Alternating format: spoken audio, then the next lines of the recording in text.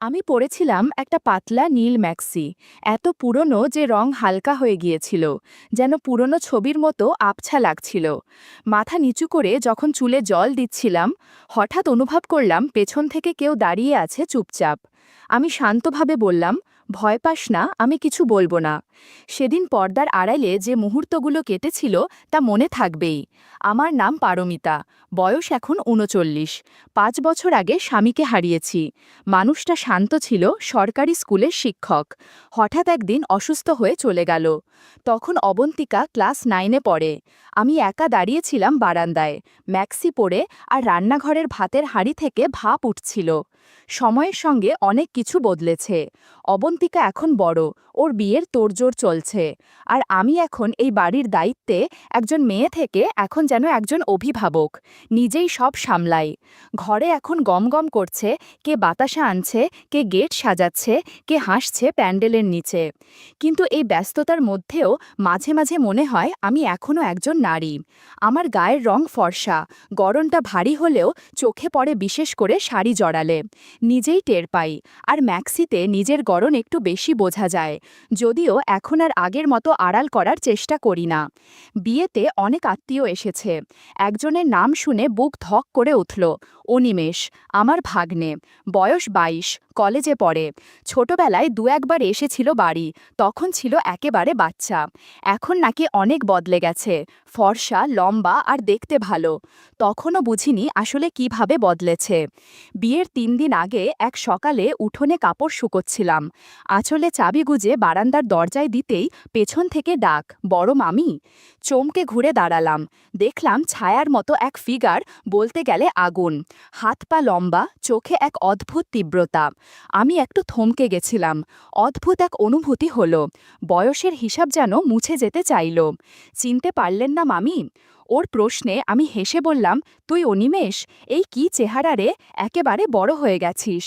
ওর মুখে একরকম মুচকি হাসি, ঠোঁটের কোণে এক টান।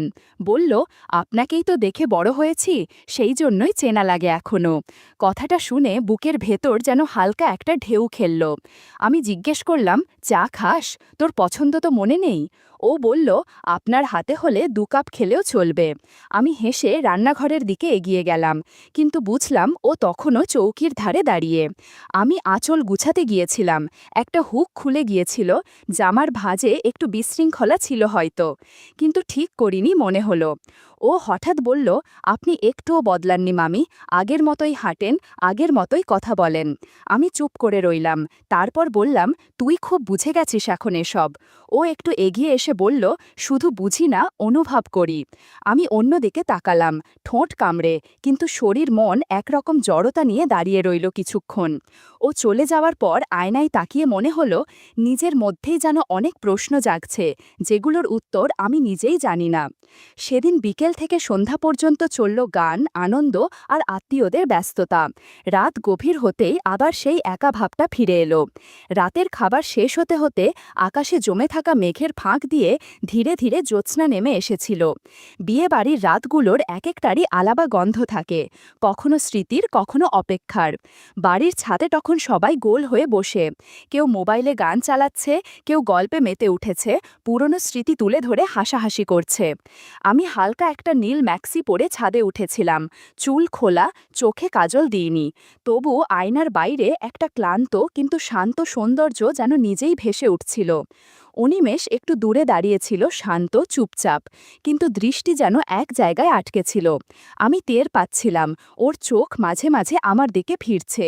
আমার চলাফেরা, হাতের নড়াচড়া, চুপ করে বসে থাকা সব কিছু যেন আলাদা করে খেয়াল করছিল।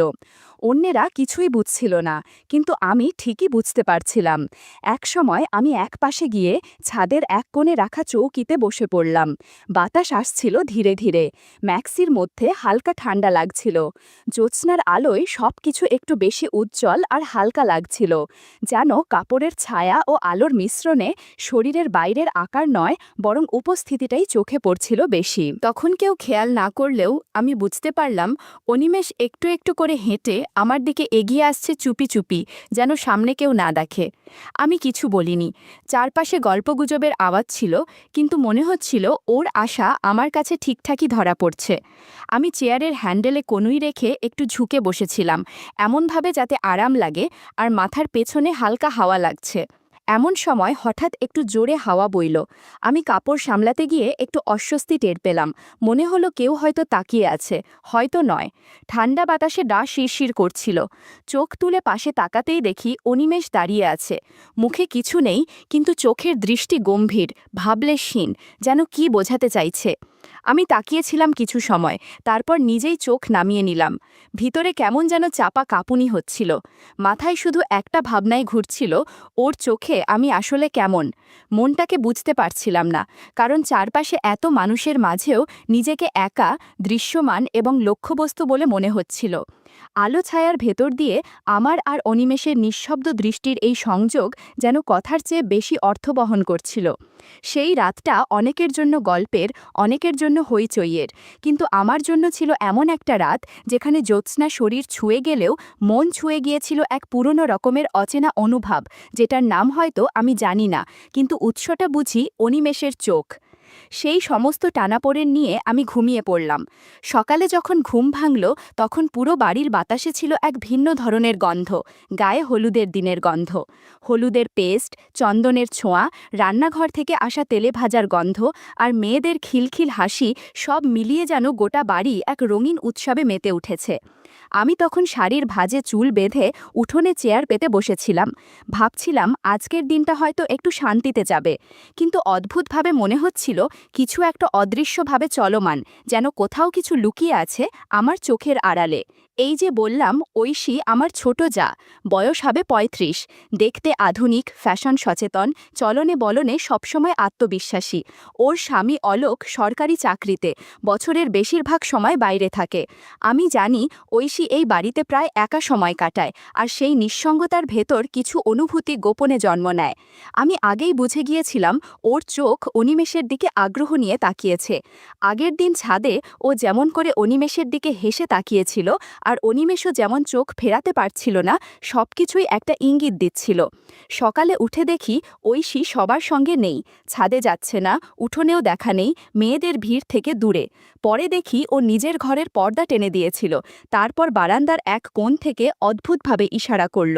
আমি জানতাম ও অনিমেষকে ডাকছে। হঠাৎ পাশের ঘর থেকে চাপা হাসির শব্দ ভেসে এলো।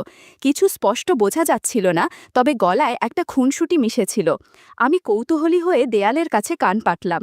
তুই কলেজে কি সব শিখিস? ঐশীর গলায় দুষ্টুমির সুর। কি শিখি না শিখি আপনি দেখে নেন না, অনিমেষের উত্তর। আমি জানতাম এখানে হয়তো কিছুই হচ্ছে না, কিন্তু এই কথোপকথনের মধ্যে এক ধরনের খেলা ছলে টান স্পষ্ট ছিল। ঠিক তখনই ঘরের ভেতর কাপড় নড়ার মতো একটা আওয়াজ পেলাম। এরপর দরজার চৌকাঠে একটা হালকা শব্দ, ঘরটা বন্ধ হয়ে গেল। বাতাসে তখন এক অদ্ভুত নীরবতা। কিছু বলা হয়নি, কিন্তু ঘরের ভেতরে যেন কথার চেয়ে বেশি কিছু বোঝা যাচ্ছিল। আমি মনে মনে ভাবছিলাম, এই বাড়ির কোন ঘরে আলো জ্বলে আর কোন ঘরে নিভে যায় তা বোঝা বড় কঠিন। দুপুরটা ছিল শান্ত, সূর্য ঝলমল করছিল না, কিন্তু বাতাসে ছিল একরকম ভেজা গন্ধ, মাটির, হলুদের, রান্নার, ফুলের। মেয়েরা গায়ে হলুদের ব্যস্ততায় মেতে উঠেছিল। আমি আর ঐশী ঠিক করলাম পুকুরে গিয়ে একটু জল ছুঁয়ে আসি। সেই পুরনো পুকুর, বাঁধানো ঘাট, এক পাশে গাছের ছায়া, অন্য পাশে সূর্যের আলোয় জল ঝিলমিল করছে। আমি পরেছিলাম হালকা একটা পুরনো ম্যাক্সি, পাড়ে বসে সাবান দিয়ে কাপড় কাচ্ছিলাম, হাত জোড়া ফেনায় ভিজেছিল। ঐশী এসেছিল বেশ পরিপাটি হয়ে, পরনে পাতলা শাড়ি, স্লিভলেস ব্লাউজ, মাথায় শ্যাম্পু দিয়ে চুল ধুচ্ছিল। ঘাটের জল ফেনায় মাখামাখি হয়ে গিয়েছিল ওর চুল ধোয়াতে। আমি তাকিয়েছিলাম শান্তভাবে, এই মুহূর্তটা যেন ঠিক নিজের মধ্যেই গেঁথে নেওয়ার মতো ছিল। পুকুরের ঘাটে দাঁড়িয়ে দুই নারীর জীবন তখন যেন দুটো আলাদা স্রোত বইছিল।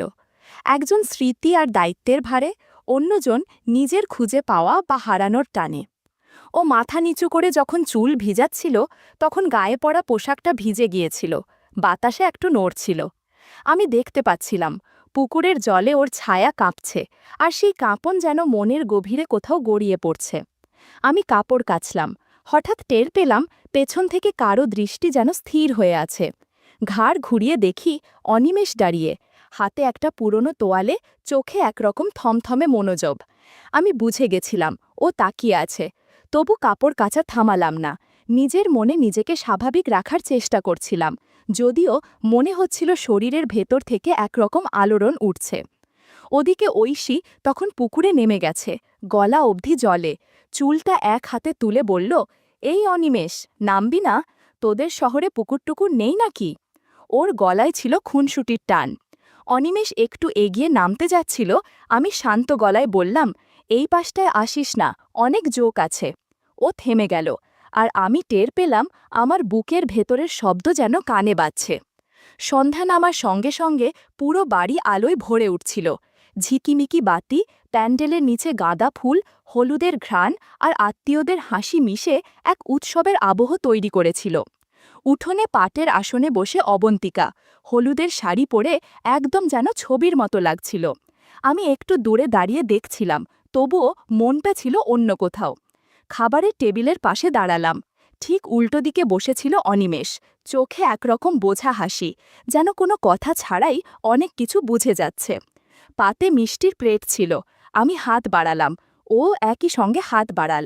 আমাদের আঙুল একসাথে ছুঁয়ে গেল। কেউ সরায়নি, কেউ কিছু বলেনি, কিন্তু সেই ছোট্ট স্পর্শে ছিল একরকম চাপা ধাক্কা। আমি হঠাৎ চোখে পড়লাম, ঐশী দূরে দাঁড়িয়ে আছে, ঠোঁটে হাসি, চোখে যেন কৌতূহল। সে ধীরে ধীরে অনিমেষের দিকে এগিয়ে এলো, হাতে হলুদের থালা। চুরির আওয়াজে গা কেঁপে উঠল। খুব সহজ গলায় বলল, আয় অনিমেষ, তোকে হলুদ মাখাবো। অনিমেষ একটু থমকে আমার দিকে একবার তাকাল। সেই মুহূর্তে মনে হচ্ছিল বুকের মধ্যে গরম কিছু ঢেউয়ের মতো বয়ে যাচ্ছে। ঐশী ওর গালে 1 চামচ হলুদ ছুঁয়ে দিয়ে বলল, রাঙিয়ে দিলাম তোকে। তারপর একবার তাকাল আমার দিকে। অনিমেষ প্রথমে অবন্তিকার গায়ে হালকা করে হাত ছোঁয়াল, তারপর আমার দিকেও এগিয়ে এসে মুখ না তুলেই আমার গালের পাশে হালকা ছোঁয়া দিয়ে উঠল। কেউ কিছু খেয়াল করল না, হাসি আর উৎসবের মধ্যে সেই মুহূর্ত হারিয়ে গেল। তবু আমি বুঝলাম এইটা শুধু হলুদের ছোঁয়া নয়, একটা অদৃশ্য পরিবর্তনের শুরু। তারপর অনিমেষ ঘুরে দাঁড়াল, একইভাবে ঐশীর গালেও হলুদের ছোঁয়া দিল। আমি বুঝলাম আমাদের মাঝে এখনও স্পষ্ট কিছু হয়নি, কিন্তু এক অদৃশ্য স্রোত যেন ঘুরে গেছে দুজনের মাঝখান দিয়ে। এই অনুভব কতদূর গড়াবে সেই প্রশ্নই মনে জমে থাকল সেদিন রাতে। হলুদের গন্ধে ভেজা সন্ধ্যা যখন পেরিয়ে যাচ্ছিল, তখন পুরো বাড়িটা ধীরে ধীরে নিস্তব্ধতায় ঢেকে যাচ্ছিল। আত্মীয়রা যে যার ঘরে, অনেকেই ঘুমিয়ে পড়েছে। আমি জানি এমন রাতেই কিছু সম্পর্ক নিঃশব্দে জেগে ওঠে। অলোক আগেই বলে গিয়েছিল সরকারি কাজে বাইরে যাবে। ঐশী জানত আজ রাত সে একাই থাকবে। হঠাৎ পুরো বাড়ির লাইট নিভে গেল। কেউ বলল শর্ট সার্কিট, লোড বেশি হয়ে গিয়েছে। ঘরের ভেতর হঠাৎ ঘন অন্ধকার, যেন এক একটা ঘর হয়ে গেল ছোট ছোট গুহার মতো। আমি মোম খুঁজে পাইনি। তখন দেখি নিচতলা থেকে একটা মাত্র মোমবাতির আলোয় অনিমেষ ধীরে ধীরে এগিয়ে আসছে। ওর চোখে আলো ছায়ার মিশেল, মুখে নীরবতা। আমি সিঁড়ির কোণ থেকে দেখছিলাম ও কোথায় যাচ্ছে। হঠাৎ দেখি ঐশীর ঘরের পর্দা সরে গেল। সে দরজায় দাঁড়িয়ে, স্নানের পর পরা হালকা পোশাক, হাতে একটুখানি ওড়না, চুল খোলা, চোখে কাজলের রেখা। ও নিচু গলায় কিছু বলল, আর অনিমেষ ধীরে ধীরে ঘরে ঢুকে গেল। আমি জানালার পাশ থেকে দাঁড়িয়ে দেখছিলাম। মোমবাতির আলোয় ঘরের ভেতরে দুজনের ছায়া কাছাকাছি আসছে। পর্দা একটু নড়ে উঠল, বিছানার কাপড় সরে গেল হালকা হাওয়ায়। সব কিছুই যেন শব্দ ছাড়া, কিন্তু স্পষ্ট অনুভবে ভরা। তখনই ঘরের ভেতর থেকে ভেসে এলো এক শান্ত কণ্ঠ, ভয় করিস না, আমি কাউকে বলবো না তুই এসেছিলি। সেই ঘরে আলো ছিল না, কিন্তু বাতাসের ভেতর ছিল এক গভীর নিঃশব্দ টান। আমি দাঁড়িয়েছিলাম, নড়তে পারছিলাম না। ভোরবেলা রান্নাঘর যেন এক যুদ্ধক্ষেত্র। চুলার ধোঁয়া, নারকেলের খোসা আর কাজের ব্যস্ততায় মেয়েদের কণ্ঠে ক্লান্তি। আমি তখন পুরনো একটা শাড়ি পরে হাঁটু পর্যন্ত তুলে ভাত বসাচ্ছিলাম। চোখ মুখ ঘামে ভিজে যাচ্ছিল। চুল এলোমেলো, শরীর ক্লান্ত, হাত জোড়া কাঁপছিল। ঠিক তখনই পেছন থেকে কারো উপস্থিতি টের পেলাম। নিঃশ্বাস না নীরব দৃষ্টির চাপ বোঝা যাচ্ছিল না, কিন্তু আমি জানতাম কে দাঁড়িয়ে। মনে হচ্ছিল একটা অনুভব জমে উঠছে, শব্দ ছাড়া, কথাহীন। চুলের নিচে জমে থাকা ঘাম তখন পেছন থেকে আসা নিঃশ্বাসে মিশে গিয়েছিল। আমি একটু রুক্ষ গলায় বললাম, তুই এমন করে দাঁড়াস কেন? মুখে যতটা সম্ভব কঠোরতা আনার চেষ্টা করলাম, কিন্তু গলার নিচে যে একরকম কাঁপুনি তা লুকানো কঠিন হচ্ছিল। অনিমেষ হালকা হেসে বলল, সরে যেতে পারি, কিন্তু সত্যি চাইছেন তো আপনি? আমি চুপ করে গেলাম। খুন্তি তখনও হাতে, কিন্তু হাত কাঁপছিল। ওর উপস্থিতি, ওর নীরব দৃষ্টি পেছন থেকে যেন একটা অজানা জ্বর তুলে দিচ্ছিল আমার গায়ে। আমি জানি না কি চেয়েছিলাম, শুধু মনে হচ্ছিল কিছু আটকে আছে আর কিছু ছুটতে চাইছে। দুপুরে ঘর একটু ফাঁকা ছিল, মেয়েরা মেকআপ আর সাজগোজে ব্যস্ত। আমি জানি এ সময় বাড়ির ভেতরের অনেক দরজাই নিঃশব্দে খোলা থাকে। অনিমিষ জানত ঐশী দুপুরে ঘুমোয়, দরজাও প্রায় বন্ধই থাকে, কিন্তু সেদিন সে অপেক্ষা করল না। আমি জানালার পাশ থেকে দেখলাম ও সোজা ঐশীর ঘরের দিকে চলে গেল, পর্দা সরিয়ে দরজাটা বন্ধ করে দিল। ঘরের ভিতর আলোর ছায়া, নিঃশব্দতা আর মশারির ভেতরকার আবছা নড়াচড়া সবকিছু মিলিয়ে এক অদ্ভুত পরিবেশ তৈরি করছিল। স্পষ্ট কিছু দেখা বা শোনা যাচ্ছিল না, কিন্তু বাতাসে যেন একটা গন্ধ লেগেছিল। সেটা হয়তো কারো ঘুম, কারো অপেক্ষা, অথবা কিছু চাপা অনুভূতির অবশিষ্ট। বিয়ের দিন সকালটা ছিল রঙে ও গন্ধে ভরপুর। রান্নাঘরের পাশে দাঁড়িয়ে ভাজার গন্ধ পাচ্ছিলাম, কানের কাছে নারকেলের নাড়ু বানানোর শব্দ। মেয়ে অবন্তিকা আজ এই বাড়ি থেকে সত্যিই বিদায় নেবে, কিন্তু আমার মন কোথায় যেন আটকে ছিল। অনিমেষ ব্যাগ হাতে চলে যাওয়ার প্রস্তুতিতে দাঁড়িয়ে, ঐশী সিঁড়ির ধারে চুপচাপ তাকিয়ে। মুখে কিছু নেই, চোখে চাপা কিছু রয়ে গেছে। হয়তো কোনো কথা হয়নি, কিন্তু কিছু একটাই থেমেছিল সময়। আমি পেছনে এক কোণায় দাঁড়িয়ে যেন নিজেকে লুকিয়ে রেখেছিলাম। ভেবেছিলাম ও চোখ তুলে তাকাবে না আর। কিন্তু হঠাৎ প্যান্ডেলের আলো একটু ঝিমিয়ে উঠল, ঠিক তখনই অনিমেষ থেমে দাঁড়িয়ে মাথা ঘুরিয়ে তাকাল। আমাদের চোখ একসাথে আটকে গেল। কোনো শব্দ ছিল না, কেবল একটানা নিঃশব্দ দৃষ্টি, যেটা অনেক কিছু বলে দিল। যেন একটা উপন্যাস, একটা অপ্রকাশ অনুভব ওই চোখের ভাষায় শেষ হলো। অনিমেষ চলে গেল। আমি জানালার পাশে এসে দাঁড়ালাম। বাতাসে একটা পুরনো কাপড় উঠছিল ধীরে ধীরে। মনে হচ্ছিল কেউ পাশে এসে দাঁড়িয়েছে। চোখ বন্ধ করলাম। একটানা নিঃশ্বাস নেওয়া গেল না, শুধু মনে হচ্ছিল কোথাও কিছু রয়ে গেছে অপ্রকাশ, কিন্তু অনুভবযোগ্য।